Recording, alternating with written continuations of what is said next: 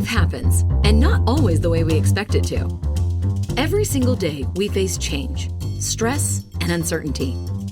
What if you could learn to thrive no matter what life throws your way?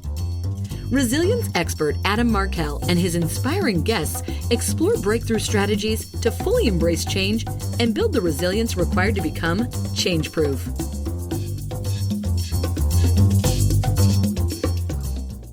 Hey everyone, it's Adam Markel. I'm so happy you're joining me for today's episode of the Change Proof podcast, where it's a replay of a conversation that I had with the one and only Hale Dwoskin. Hal is somebody that I have respected from afar for many, many years. We're a part of some organizations, but had not met until this time that we got together for this conversation. And Hal is truly a one of a kind. He is a New York Times bestselling author of the book, The Sedona Method, and is featured in the movie Letting Go.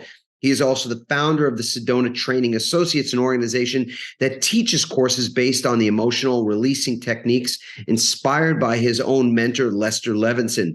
Hal is also an international speaker and a featured faculty member at Esalen and the Omega Institute. He is one of the 24 featured teachers in the book and movie phenomenon, The Secret, as well as a founding member of the Transformational Leadership Council, an organization that I have also been a part of. Hal is one of those very special individuals that really understands what gets in the way of our greater development, our greater personal development and personal growth, but also what gets in the way of our relationships being what they could be, or our health being what it can be, or even our business success being what it can be. So in today's conversation, we talked about the Sedona Method, a very simple yet powerful set of tools to show you how to tap into our natural ability to release things, to let things go. We also talked about his lifelong deep yearning to help others and how he has managed to do that. He shares some of his spiritual experiences that changed his own life and led him on the path that he is still on to this day, the impact of the autobiography of you and what that had on his life, and why he believes that so many people are so miserable. It was a deep conversation with a very deep and wonderful man. I know you're going to enjoy this episode, so sit back and enjoy this replay of my conversation with Hale Dwoskin.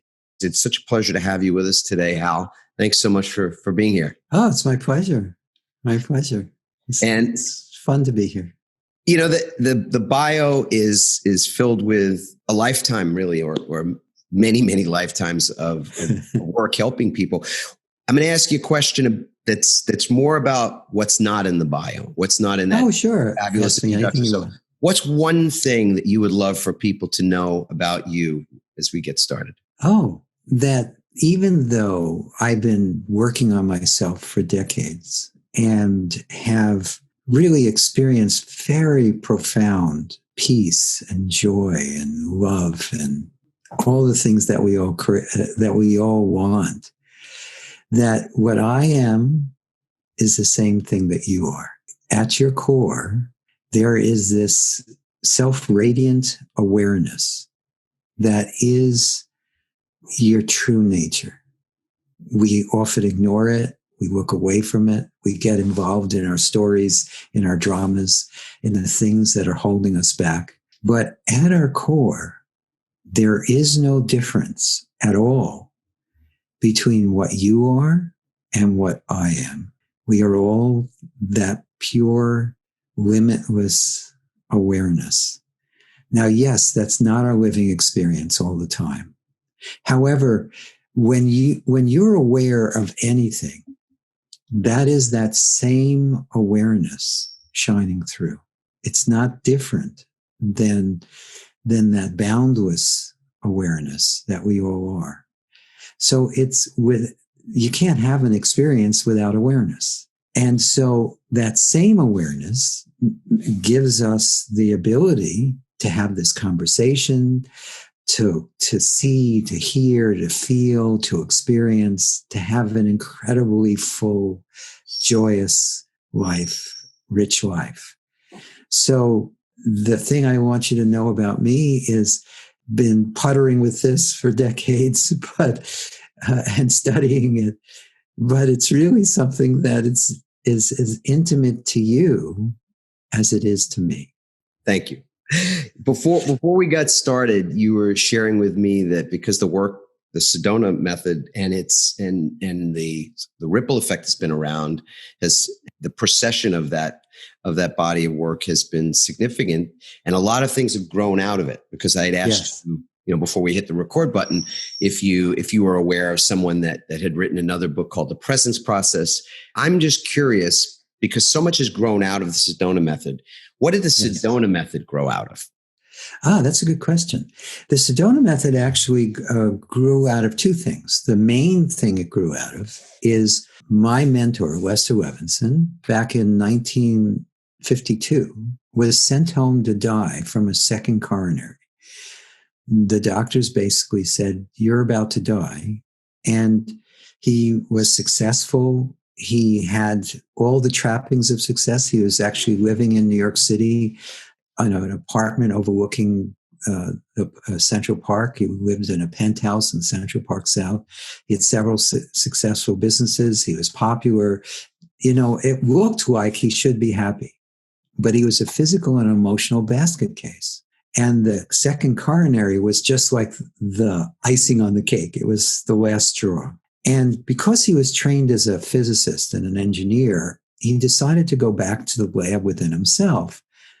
And over a very short period of time, actually just 3 months, he went from a physical and emotional basket case into a state of unbroken awareness and pure peace that he lived in another 42 years after the doctor said, "You got weeks." And then he started trying to share this with other people.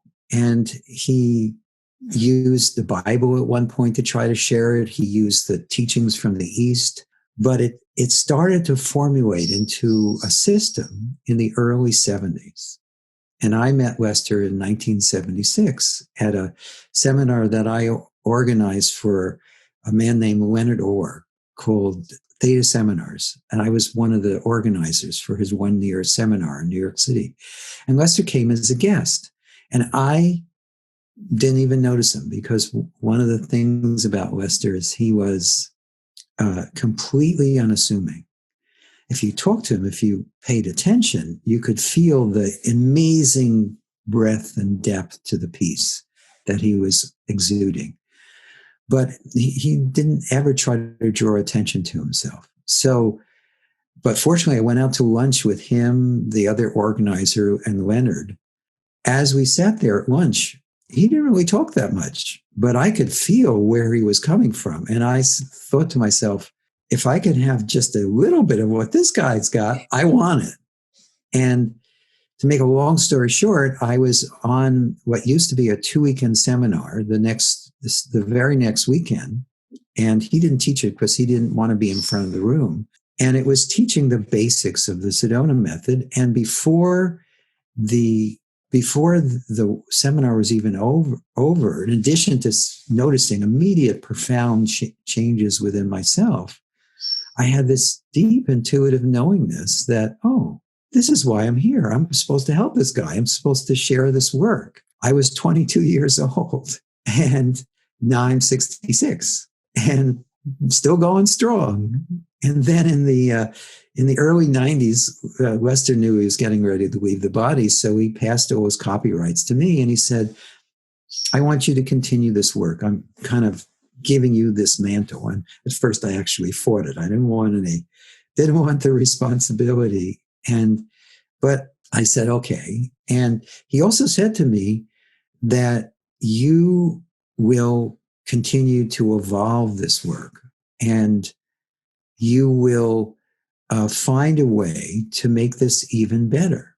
So the other thing that the Sedona Method has come out of is, since the early 90s, the Sedona Method has just gotten broader and broader and broader, and included more and more ways of helping us let go of that which is holding us back, and recognizing that truth of who we are, the awareness that I referenced in the very beginning.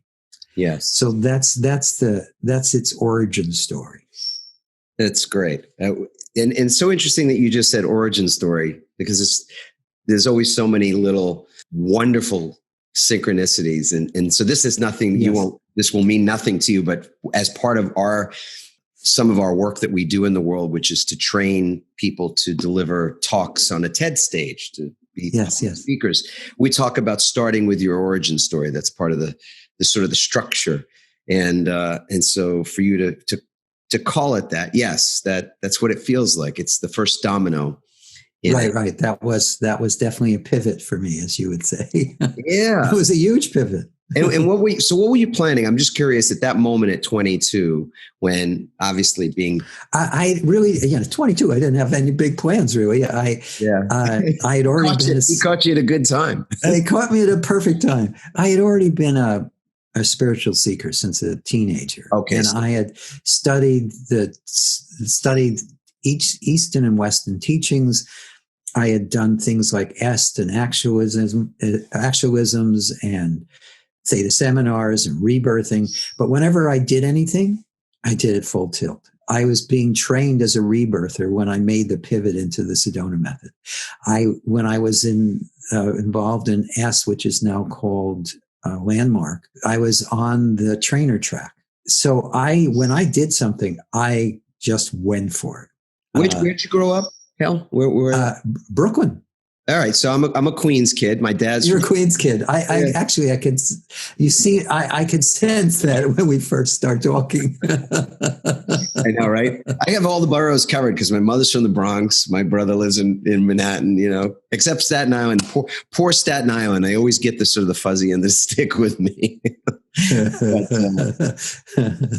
But when my wife and I, we lived in New Jersey for a bunch of years. And I remember we used to travel through that island borough to get to our house in Jersey. That was it. But so you grew up in New York, and do you know why you were leaning into that kind of work? Because I think it's really curious. I know in my own sort of, if we go to that origin story, my dad was a civil servant. He worked from the city of New York. My mom was, did odd jobs. We lived in an apartment. They didn't have a lot of money, but service and being of service was really important. My dad was writing at night. He was a creative writer, and he did this other work during the day. And I got to hear a lot about things, not just philosophy, but the sort of the science of living. And the person I heard about early on was Albert Ellis. You must know Dr. Ellis's work. And that was more of a psychology side of things. Sure. Sure. I think the seeds in me were planted early on that there were less talked about ways or ways of approaching life that you didn't necessarily get access to by watching TV or, the common conversations that went on, or that things that you were taught in school and that kind of thing. What are the seeds of your fascination and even this deep commitment that you said you dove right in? Do you have a sense of why that was? It's hard to say, because the truth is that anytime we think, in my experience, anytime we think we know why things are happening, it's usually way beyond what we think.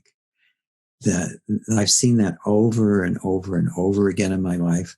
It could have started when I was 3. I had a brother who was born severely with brain damage. He was severely mentally retarded.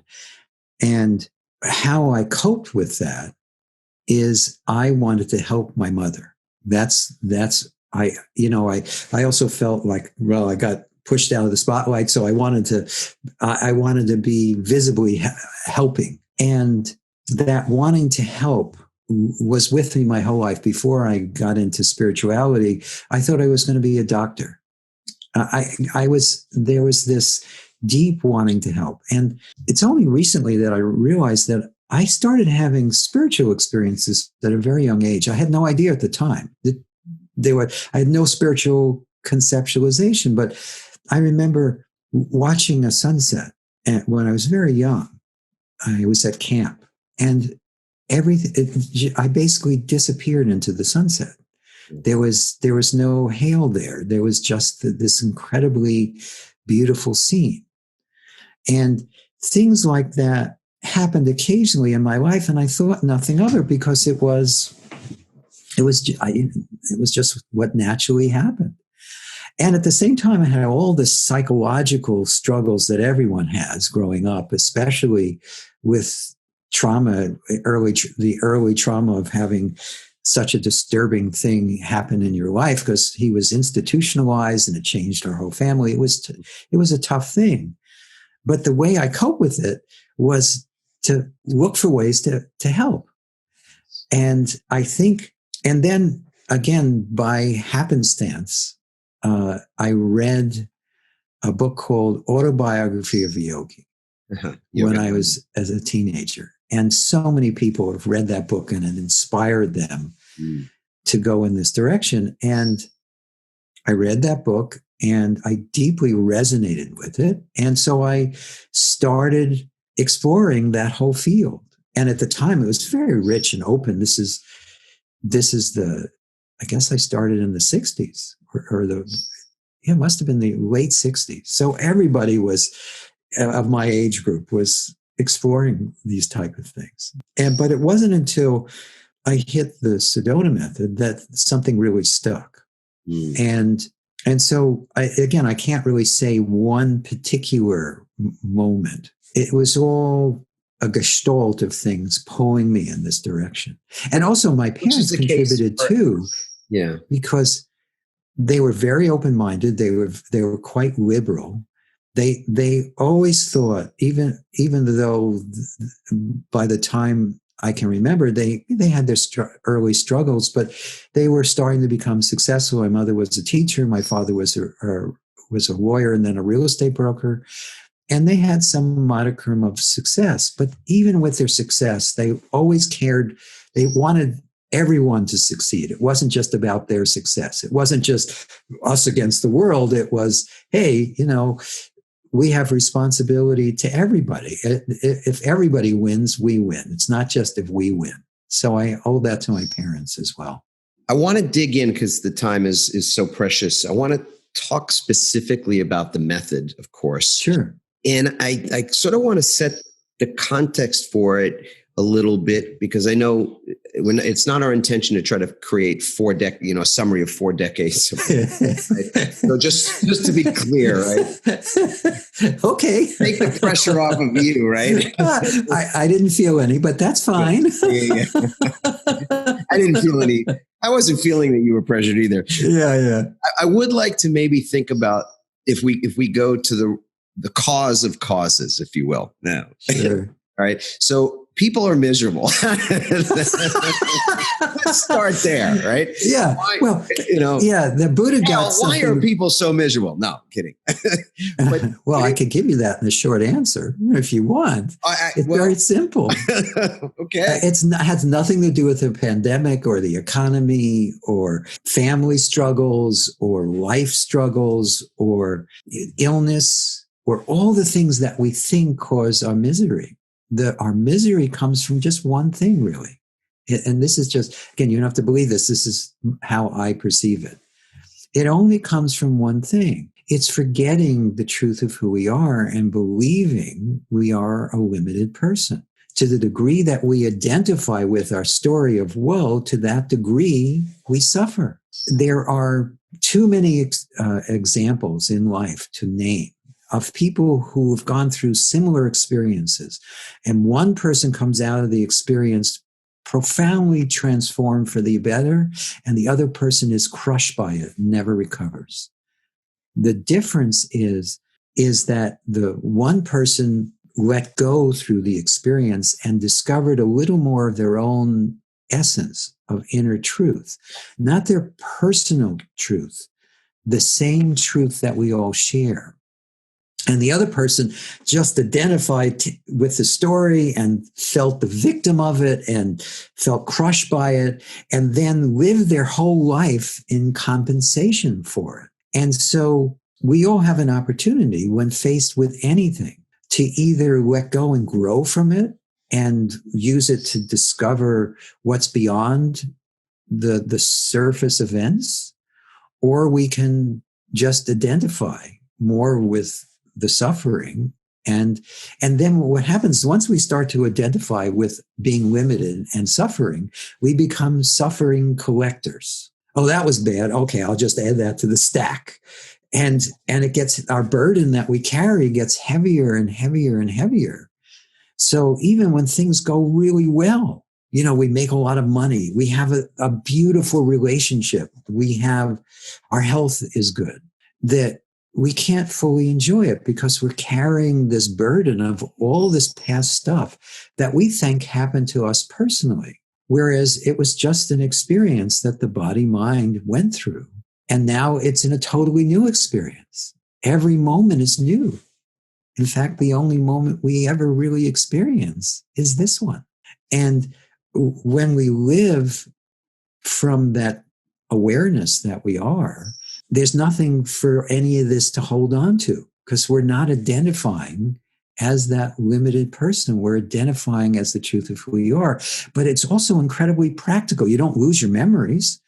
And when you're dealing with what's here, for instance, if you're trying to make a business choice, instead of having to depend on the things that worked in the past, you take that into consideration, but then you really look at what's here now and you make better business decisions. If there's an investment that you're trying to make, instead of operating out of fear or lust, you operate out of clear reason and intuitive knowingness. And so you make better decisions. And in relationships, if you're already happy inside, if you already feel more content, you bring happiness to it instead of trying to get your partner to give it to you. And in health, the health goes up and down. That's just the natural flow of life. But when you don't react to the health condition, you're more likely to find a solution, but you're also a lot less likely to suffer. And you're cooperating with the body's natural healing ability because you're not sticking your fingers in the gear because you're going, ah! And so it makes a huge difference to approach life in that way. I'm curious when it comes to why people, not so much why misery is so prevalent, I suppose, but when there's a desire to move past that, to be able to be happier. I'm not a huge believer in that word or that concept. The quest for happiness. What gets in the way of it, Hale? Is it the fact that people don't know the process for letting go of the things that are creating that misery? Or is it that they don't perhaps understand the ROI that comes from it? Because I think actually it's better understand it. Yeah. It's a little bit of both. Mm-hmm. One is if you're letting go, if you're opening, there's the happiness that you are comes forth.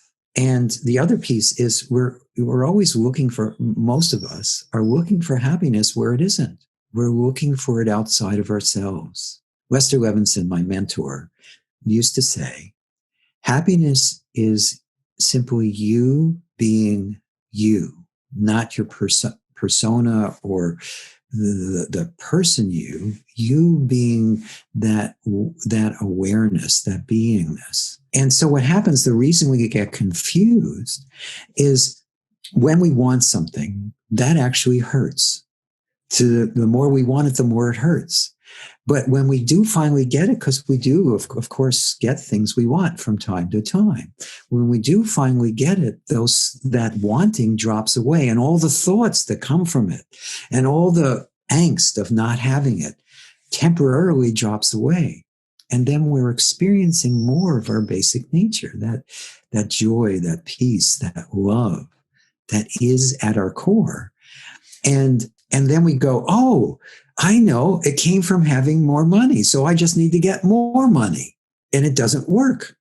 Or it came from being with this person, or it came from finally getting through this disease. Now, am I saying don't have loving relationships or more money or be healthy? Of course not.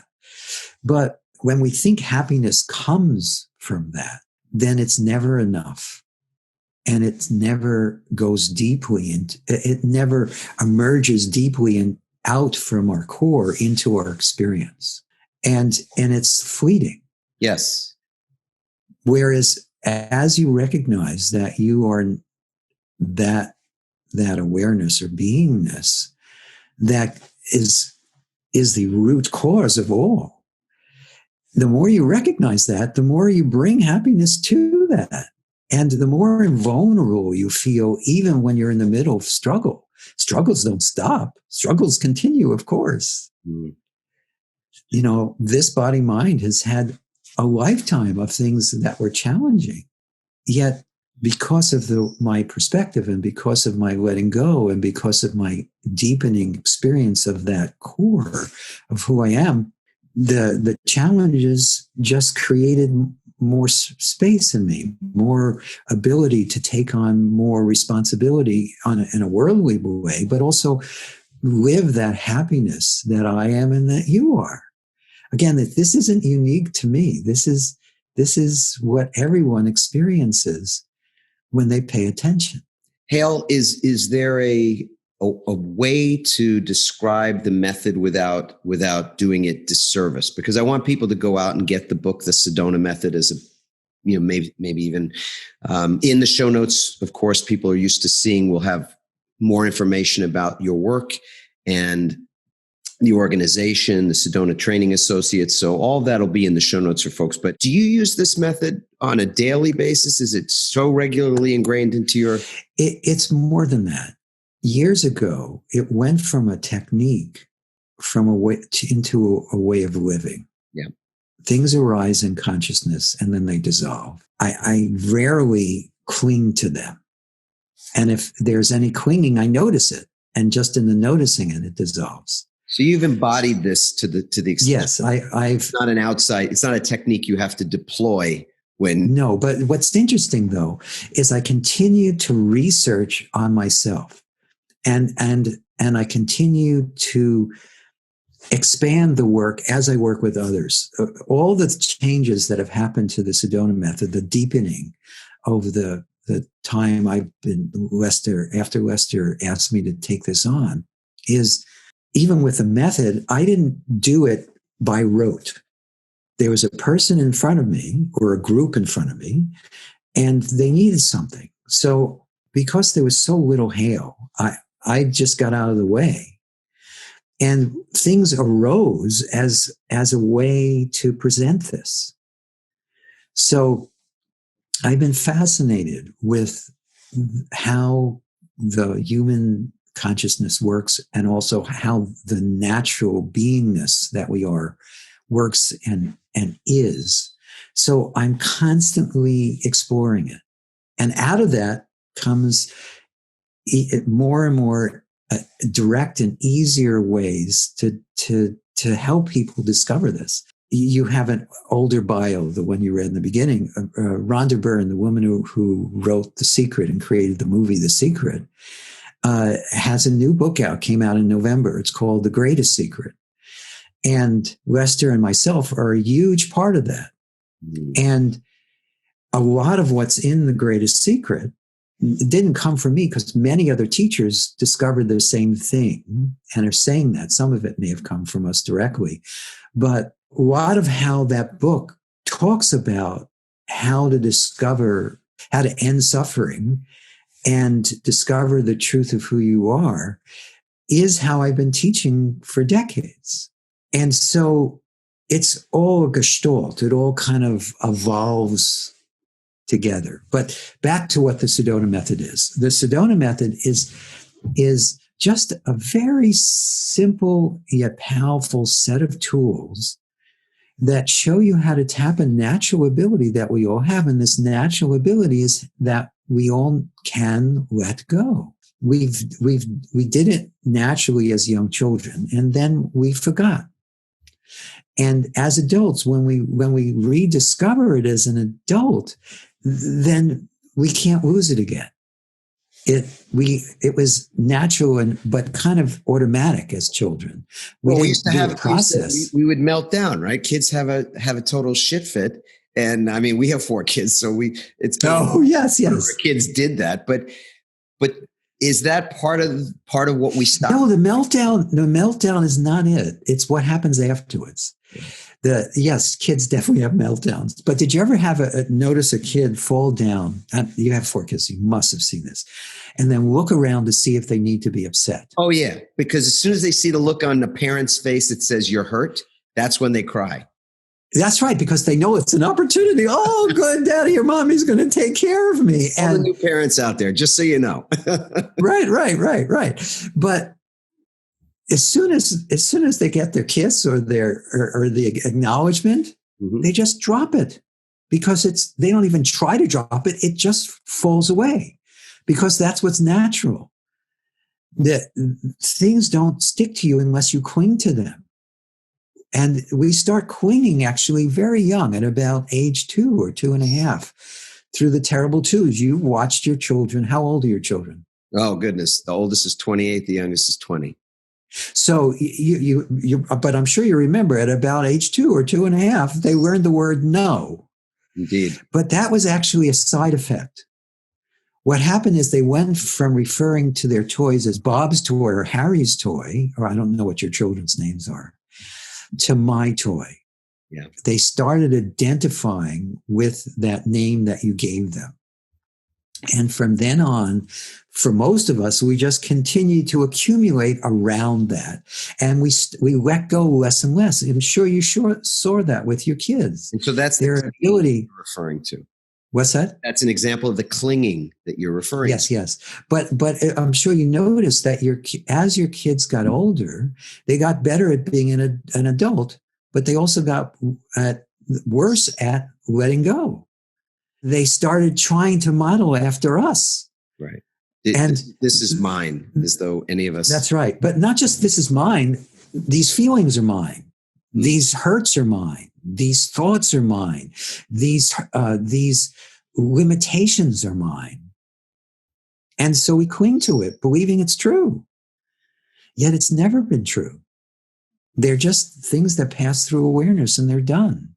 And then the mind dwells on it and claims it as its own. Can we call that? I don't want to get into the technical on this, but are we calling that the ego? Is that what's clinging? We could call it an ego, but okay. I don't like that term because it's too misunderstood. Yeah.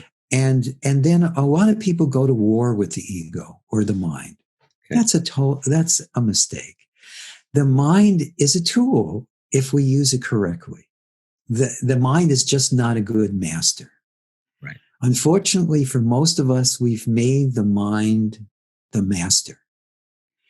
And when you make the mind the master, then you're being dragged behind the bus. But even right in this moment, this is something that Rhonda talks about in The Greatest Secret. And this is one of our more advanced techniques, is just notice your mind. Notice the thoughts, notice the feelings that you're experiencing in this moment, and check. Are you actually that, or are you that which is aware of it? See, as soon as you know you're the awareness, something just relaxes and opens inside. Because we live contracted around this belief that we're our thoughts, our feelings, our beliefs, our ideas, and we think that's who we are. But that is never who we are. Who we are is the awareness that gives that life. And the more you recognize that, the more you see the world from that perspective, the clearer your mind gets, the better it is at solving any life situation. But the less you suffer. You only suffer because you think you are all that stuff. And each time you check, which you can do, and I recommend that. That's one of the things we do in our programs, but it's also one of the basic things Rhonda teaches in her book, The Greatest Secret, is if you check your direct experience, there's no belief required. Just look at your direct experience. Whatever you're experiencing right now, you can just simply check, am I actually that, or am I that which is aware? Each time you really look, you start to feel what awareness feels like. Awareness is boundless. Awareness is the source of happiness and love. And that's who we actually are. And so this is something that the more you explore, the more your whole world transforms in every way. And that's just a small piece of the Sedona Method. We also teach very powerful tools for letting go of the parts of the mind that you get tripped up in. Yeah. The world that we're living in right now, I know this podcast will be heard for a long time, and it could be very many, a great distance further down the road that someone's listening to this and thinking, that the example I'm about to use isn't relevant, but you can replace what I'm about to say with anything that's going on in your life right now that's just causing you, that you feel suffering from. Yes. There are many people who have suffered great loss during the pandemic and will continue. Many. So whether that's the loss of a job or a business or a loved one or any number of other things that are just really tough to deal with. So someone that's holding on, let's say, to some of that, the weight of that experience that's been real. It's a real. Yeah, absolutely. Experience. Yes. Absolutely. We're not saying in any way, shape, or form that this is ignoring the reality of No. What are we saying to someone in that situation where they are hanging on to something right in this moment? How could they let go? So in addition to this question that I just used, which I recommend they use, because if you can see that you are the awareness, then you know that this, even though it hurts at the moment, you are more than that. Just knowing you are more than that, the hurt starts to subside, sometimes dramatically and quickly. But you can also look at it in another way. You can see that it is a thought or a feeling or an experience that you're having. It isn't attached to you. And because of that, you can let go of the hurt. And in letting go of the hurt, you can rebuild your life. And it's not, for instance, if you lost someone, it's not an abandonment of the love that you feel for them. But if you let go of the hurt, you'll discover you feel more of the love that hurt was covering over. And the more you let go of the emotion, the more you'll feel like they're still here with you, at least in your heart.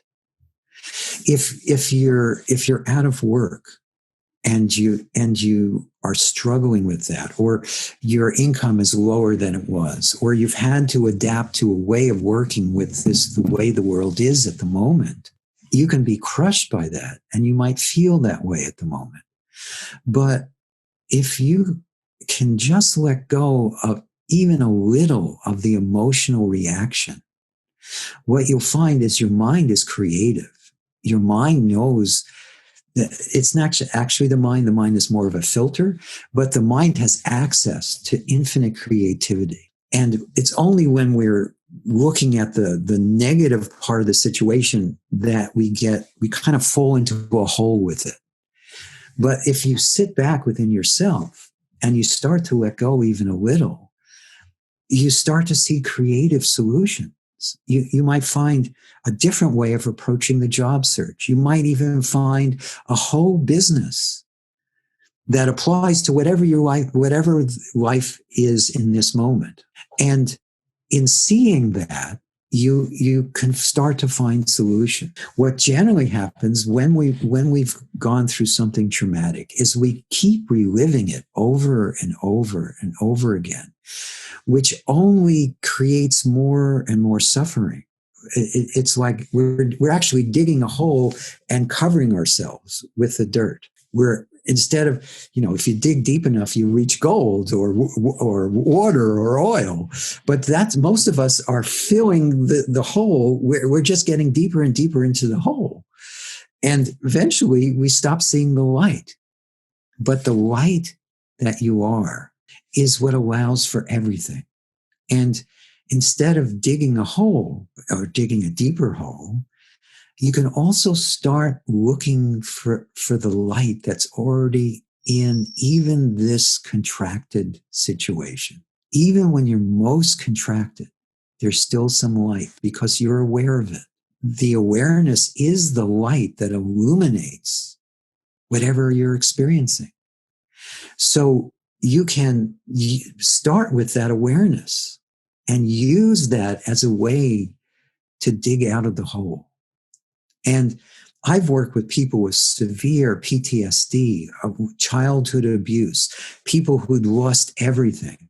And by letting go of the anger, the fear, the frustration, the angst, and exploring that awareness, the combination of the two has transformed them amazingly. And it works for any age. There was I'm just finished leading a facilitator training Wednesday or a couple of days ago. Doesn't matter what day. This is who knows when this is going to be broadcast and who knows when you'll be listening to this. But there was a young child that they were struggling with Zoom. They had gotten, being isolated at home, their introvertedness or the shyness had gotten so exaggerated they couldn't even look at the screen and ask questions. It was extreme. So the person working with them is a Sedona Method facilitator, and she helped this young child let go for about 3 minutes, and then she talked to the mother later that week or the next week. Just in those 3 minutes, the next time the child was able to ask questions looking directly at the camera. The child then said to the teacher, can I make a presentation to you? So she made a presentation to the teacher. And then the child said, can I make this to the whole group? And all that was from just a few minutes of letting go. So that's just an extreme example. But no matter what you believe your limitations are, they're not more powerful than the awareness that's illuminating them. What's embedded, I think, in what you're sharing too, is that this is something that can happen in any moment. Yes. Based on any prior circumstance or history. The freedom that this allows or creates a space for is the only thing that we have a great power within us in any moment. Yes. In any moment. Yes. And that power transcends or transmutes anything that came before. So you could have had the most miserable life, or the last year has been the most excruciating of experiences, one after another. And in this moment, if you were to choose to acknowledge what you've just shared with us, to let go and to recognize a bit of the truth of your own being, it doesn't mean those things didn't happen. But in this moment, what you experience is something like peace or freedom, yes, or yes, happiness or joy. And what else is there? I mean, in all honesty, what else do we have but the way we experience this present moment? That's all we have. Yes. Our whole lives are just a collection of moments we've experienced. And the only one we actually can hold on to at all is this one. And even this one is gone now. No, you can't hold on to this one. You go, you can't hold on to anything. Gone, right? That's such a weird thing. We spend our whole lives trying to hold on to things, but it never works. Even this body that we try so much to keep around as long as we can, we're going to fail at that. And no one succeeds at that. What a wonderful... But that's not bad news. Paradoxes. Sometimes they make you sleep better at night, and sometimes they keep you up at... No, I understand that, but that's not bad news. No, it's great news. Right. If you live this moment fully, it's exquisite. And even that, I'm picking at your words now, because even living this moment fully implies somehow that there's a way to do it other than... Right. I don't mean there's a way to do it. With it, right? Yes. But it's so glorious because it allows you to just leave the past where it truly is, which is it's dead. There's no energy in the past. Yes, that's right. There is no energy at all. That's right. Except that that which we're funneling out of the present moment into trying to create this whole fantasy, which now, I don't want to call it a fantasy because that sounds like an invalidation, but this whole experience where in order to, it saps so much life from the infinite awareness that is right now. we were tapping that instead of to just enjoy life and to accomplish things and to feel good and to help others. We're creating this whole illusion around ourselves that for most of us, feels impenetrable. And it's exhausting, right, Hale? And exhausting, and right, to keep makes all us that sick. together. Yes. And to hold on, or to protect, as you were saying, those things we cling to, that protect all the shit we collect and we call mine, whether they're your personality or your house or your relationship or any of these things. It's thoroughly exhausting to have to care for all. Totally. Upkeep of it, just all of that. Totally. So that's my way of leading into, two, let's say, final questions, and they relate to this concept of resilience, because yes, it's so vital, I think. And maybe I'm a bit self-serving here in the sense that a lot of my own speaking to organizations is on that topic of developing. But it's a brilliant, wonderful topic. So please serve yourself. Go for it. That's so cool. I want to know to what degree you attribute resilience to your ability to just continue to look the way you look with the energy you've got, and if people are watching this on YouTube, they'll see the gentleman looks maybe like he's in his mid-40s or something. So it's shocking that you've been doing this for 4+ decades, and you have the energy and the enthusiasm that you've got. And I want to attribute that to in some ways to resilience. I'm curious what you think of. But I think that's valid, because this path that this body and mind has been on its whole life hasn't always been easy. There have been major challenges, but what happened is I'll use your word, I had the resilience to stay with it, even when things were the most challenging. In 1998 or 99, 98, I think. Can't remember. It's not that important to me anymore. But I had just led a seminar, a retreat, and I had a mild earache. And the doctor, I went to a doctor and he gave me ear drops. But what he didn't realize at the time is I had severe meningitis and encephalitis. And 24 hours later, I was rushed to the emergency room and got very close to death. But what happened was, while I was in the hospital, it was a profound learning experience, because I realized that at that moment I could die, but I also was a complete peace about it.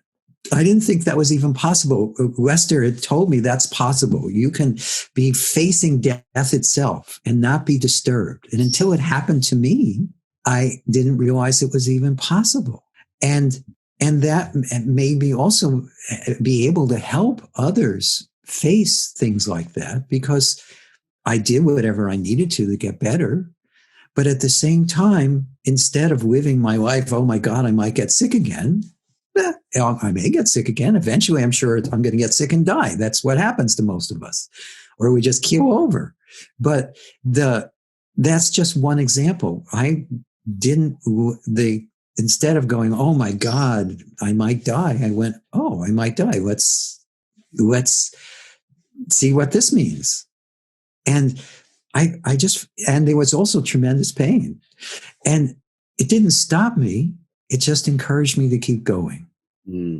Yes. I think you just defined that.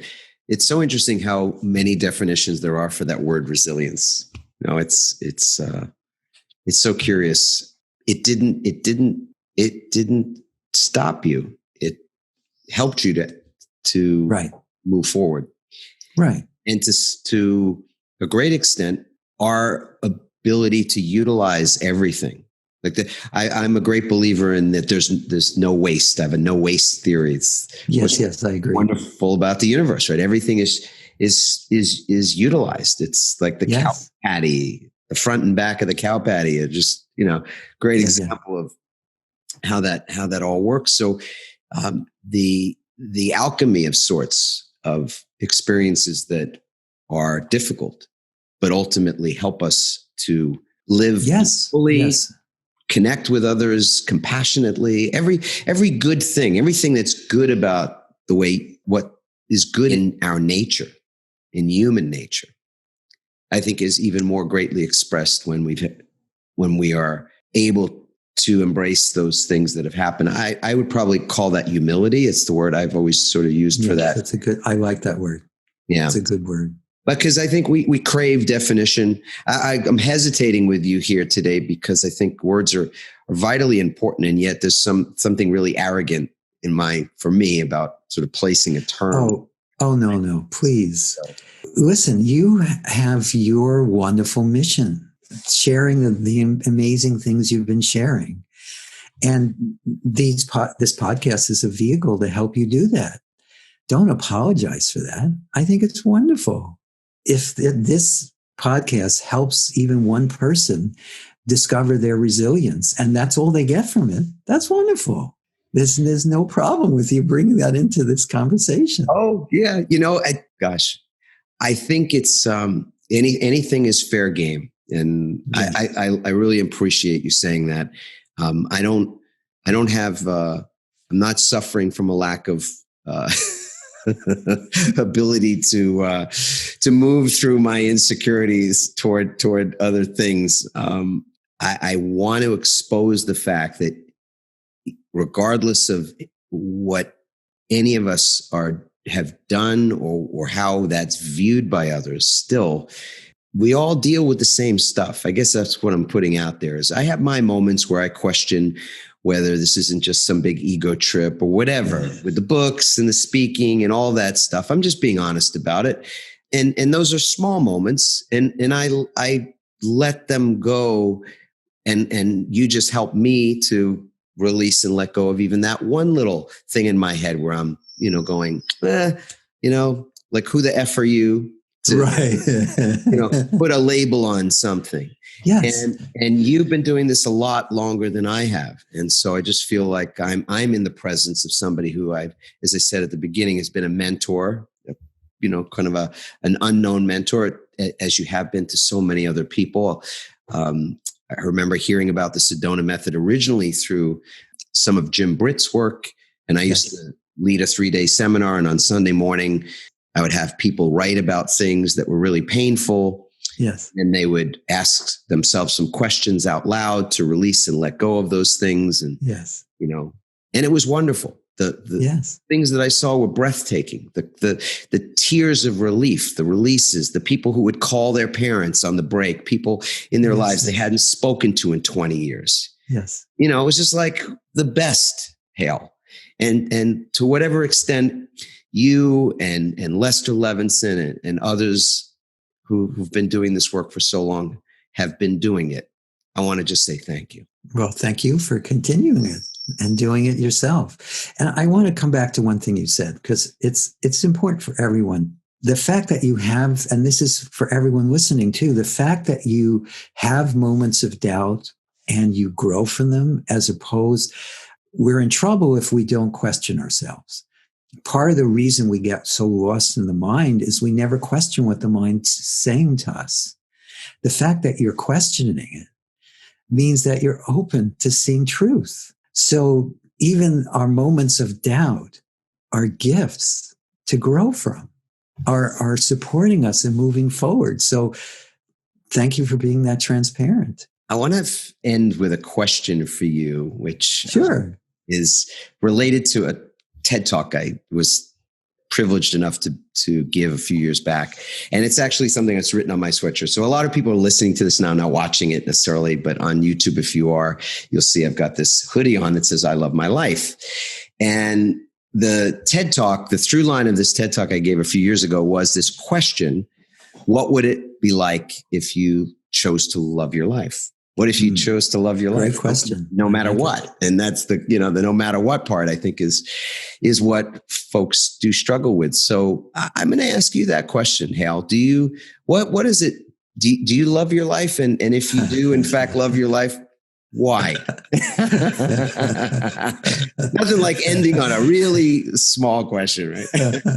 No. It's a good question.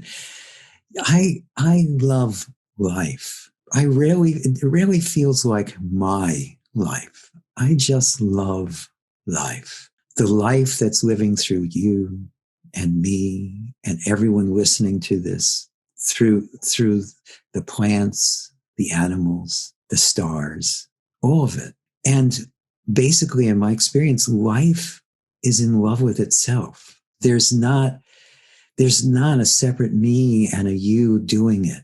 But the aspiration to love your life is a fantastic way to work on yourself or to work with yourself. The more you can love what is as it is, the more that love becomes a living part of your every moment. So loving life is a great place to start. And it can be difficult in the beginning, especially if you have challenges in your life. But if you're persistent or resilient, as you would say, if you continue to do your best to love what is as it is, you'll actually start to find ways to get out of the problems that you're struggling with.